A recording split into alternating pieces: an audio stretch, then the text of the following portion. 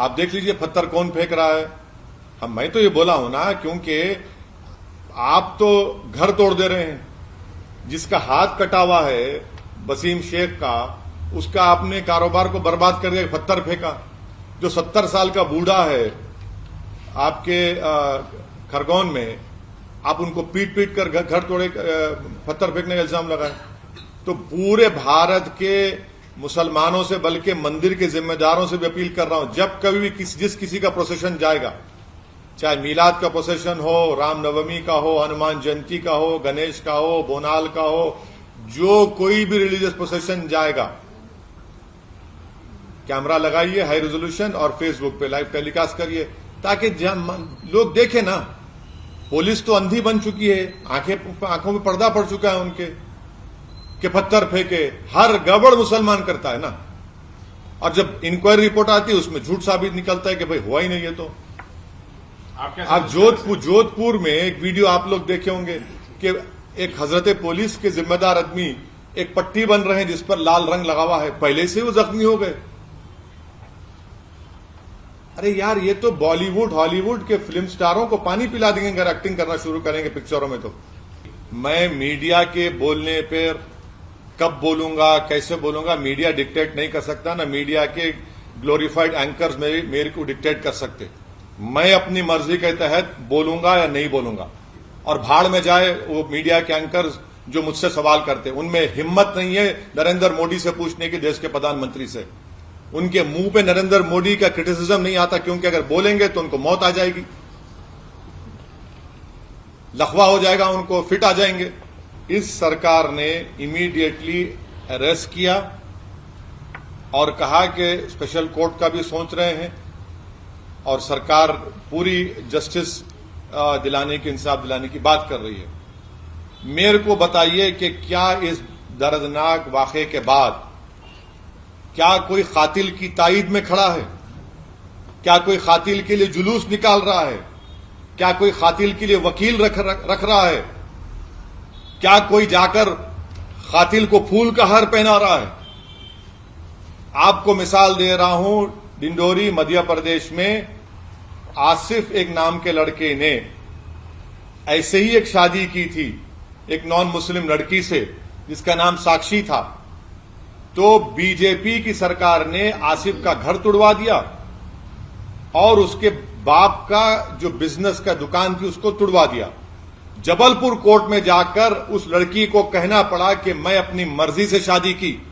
शर्म आनी चाहिए उन लोगों को जो इस तरह का सवाल असदुद्दीन ओवैसी से कर रहे हैं कि आप वो जबलपुर का क्यों नहीं दिखाते।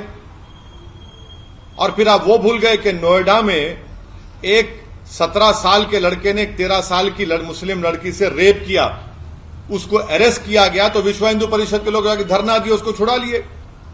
बताइए यहां पर कुछ हो रहा है? यहां पर तो रूल ऑफ लॉ इंप्लीमेंट हो रहा है, होता रहेगा। देखिए, आप या तो ये बोल लीजिए कि हैदराबाद कॉन्स्टिट्यूंसी में हुआ है, नहीं हुआ, बोलिए। आपकी बात जो है हजारों लाखों लोग सुनते हैं। अच्छा, मैं देखिए ऐसा है ना, देश का जिम्मेदार मैं हूं, प्रधानमंत्री नहीं है। अब थैंक यू, मोदी जी नहीं है जिम्मेदार, मैं जिम्मेदार हूं। बहुत शुक्रिया आपका, मैं आपका शुक्रगुजार हूं कि देश की पूरी जिम्मेदारी आपने मेरे कमजोर कंधों पर डाल दी है, प्रधानमंत्री पर नहीं है। 56 इंच के सीने पर नहीं है, इस कमजोर सीने पर है। बहुत अच्छा है, मुबारकबाद। जब मेरे भाई पर गोलियां और चाकू चलाया जा रहा था तो वीडियो निकाला जा रहा था। वो तो बलाला साहब का सिक्योरिटी गार्ड था जो आकर बचाया। तो ये तो सोसाइटी में यही तो जो गिरावट आई है मोरालिटी की बोलिए या बुराई से मुकाबला करने के लिए, ये सोसाइटी की जो गिरावट आई है। भाई, आप आज लोग सच की तहकीक नहीं कर रहे, झूठ की तहकीक कर रहे लोग। सॉरी, सच की तहकीक कर रहे। झूठ तो झूठ है ना, आप बिल्कुल सही कह रहे हो। अगर कोई एक दो जाकर उसको रोक देते तो शायद उसकी जान बच जाती, मगर कोई नहीं जाएगा, बस रिकॉर्डिंग करेंगे।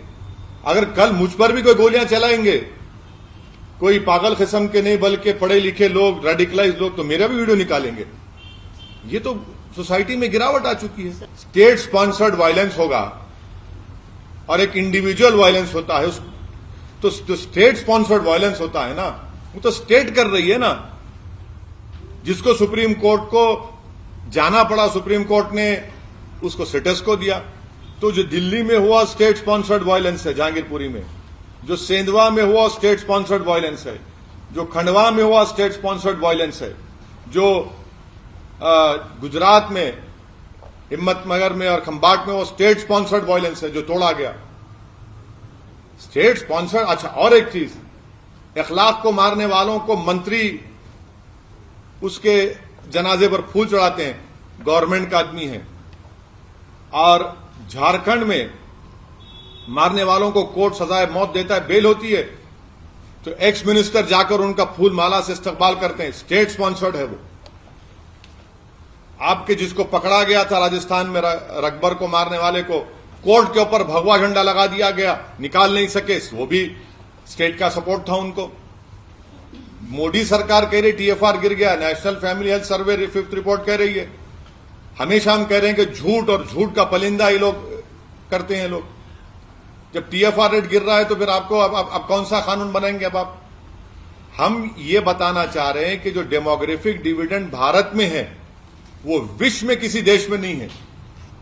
कि आपकी 60% आबादी 40 साल से कम उम्र की, आप उनको रोजगार नहीं देना चाहते, आप सिर्फ नफरत की राजनीति कर रहे हैं, ध्यान बटाओ टेक्निक आप करते हैं। इस डेमोग्राफिक डिविडेंड कब तक लास्ट करेगा? 2040 तक लास्ट करेगा। आप जब उससे पहले इस्तेमाल करिए ना, इन लोगों को नौकरी दीजिए, कुछ करिए। तो हिंदू मैरिज एक्ट तो पार्लियामेंट से पास हुआ है ना, तो उसको आप क्या करेंगे? निकाल देंगे क्या? हाँ, बताइए आप।